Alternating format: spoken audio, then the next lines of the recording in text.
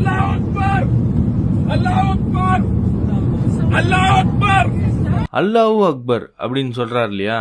இந்த ஆள் யாருன்னு தெரியுதா? யாருன்னு சொல்றதுக்கு முன்னாடி இன்னொரு ஒரு விஷயம் சொல்றாரு, அதை கேட்டு வாங்க. going to bomb the place. Death to America, death to Trump.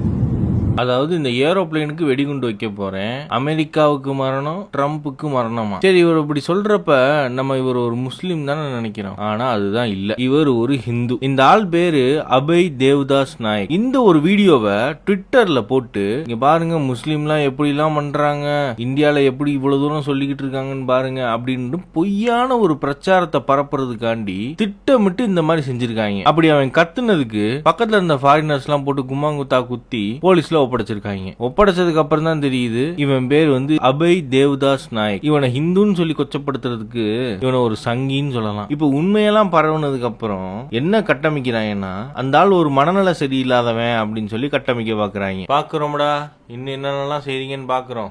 என்ன சொல்றது, இவனை இப்படியே விட்டா ஊர்ல இதே பண்ணிட்டு தெரியும். பேசாம இவனுக்கு காலை கிடைக்காம காய அடிச்சு விட்டுருங்க.